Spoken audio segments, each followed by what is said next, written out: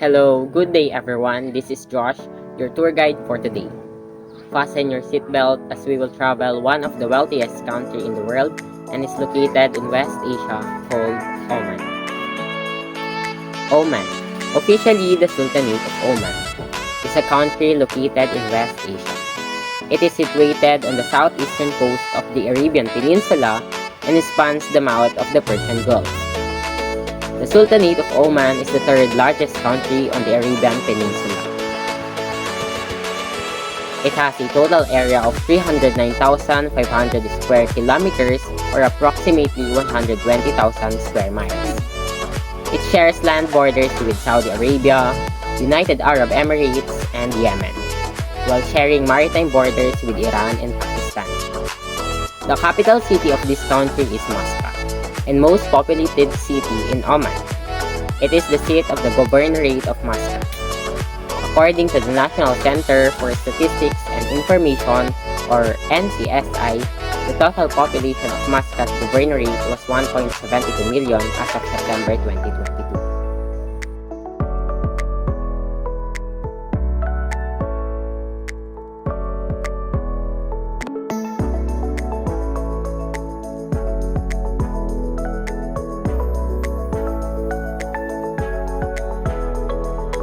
Now let's talk about the flag of Oman. The flag of Oman is not only a symbol of the state of Oman, but also a representation of the unity predominant among the Arab nations.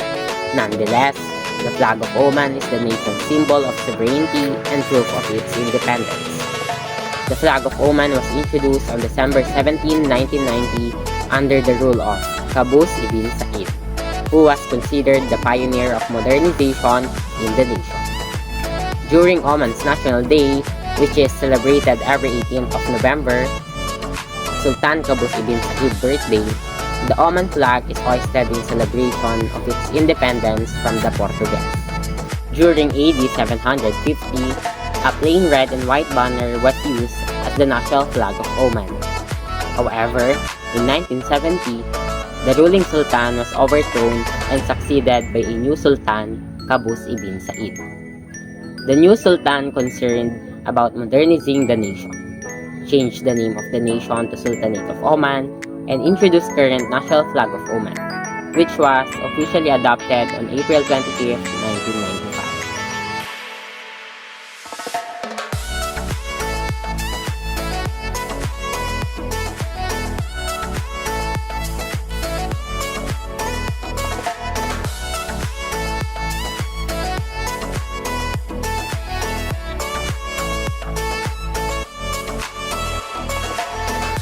Now let's talk about what's the language spoken by the people of Oman, or simply the Omanis.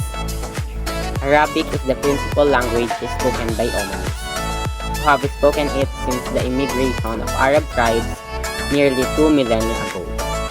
The Omani dialect generally is close to modern Standard Arabic, although coastal dialects employ a number of loanwords from Balochi, Persian, Urdu, and Gujarati, and even Portuguese. The mountain peoples of Dhofar, as well as several nomadic groups in the desert between Dhofar and northern Oman, speak a variety of unique South Arabian languages that are not mutually intelligible with modern Arabic. Minority groups speak Arabic as well as their own languages at home, and English is widely spoken as a second language.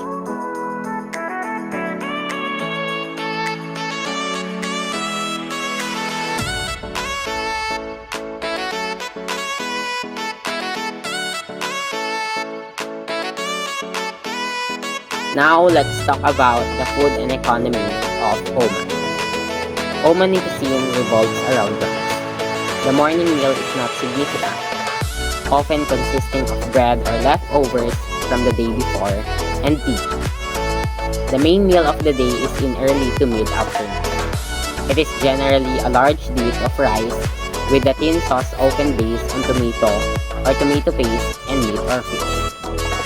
Pork does not exist in the Omani diet as it is prohibited by Islam.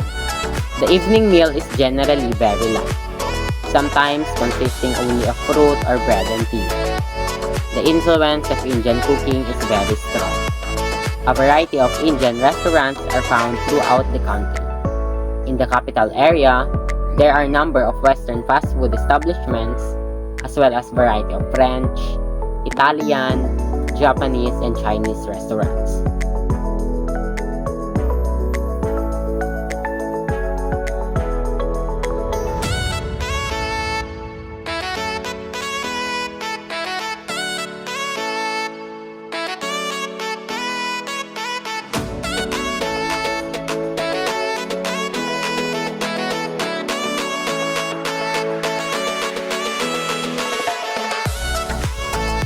Although the dominant cultural group in Oman is Arab and Ibadi or Sunni Muslim, the culture has been very tolerant of other groups. Ethnic, sectarian, or linguistic conflict rarely occurs in Oman, although tribal disputes are not unknown. The contemporary urban character of Omani culture has strong ties to Indian Mughal architectural style. This is manifested in the seafront whitewash too, and occasionally three-story residential buildings that line the road along the harbor of Matra, or the Muscat sister city.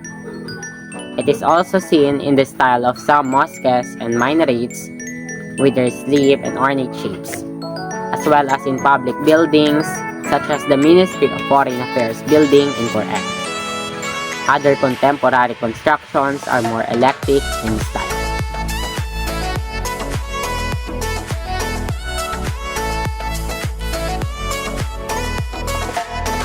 Now let's talk about the tradition of Omanis. Agriculture and fishing are the traditional economic activities in Oman. Dates and limes make up most of the country's exports. Coconut palms, wheat, and bananas are also grown. Cattle are raised in the farm.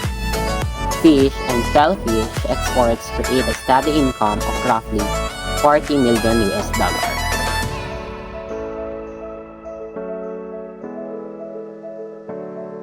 Oman is an oil-producing nation, and revenues from petroleum products have been the backbone of Oman's dramatic development over the last 3 decades of the 20th century.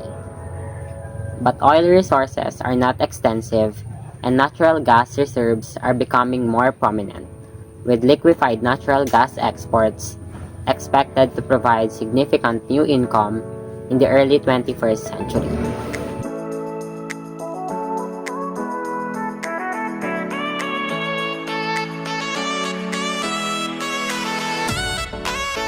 Traditional Omani handicrafts are in decline, although periodic attempts are made to encourage their production. Notable handmade products include silver and gold jewelry, woven baskets, goat and camel hair rugs, swords and conjures or daggers, and large pottery water jugs. Drawing, painting, and photography have become popular forms of expression in educated circles, although artists still tend to avoid representation of the human form as per Islamic convention.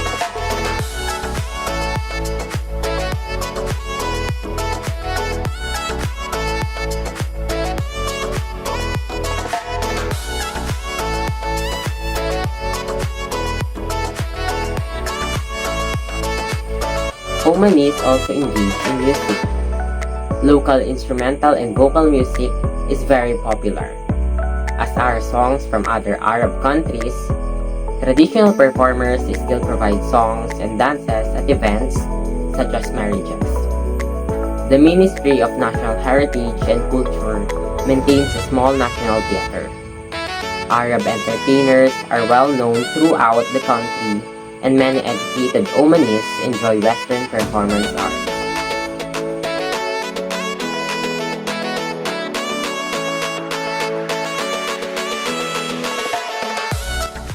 And that's all! Oman is a beautiful and hopeful country that should be on your travel bucket list.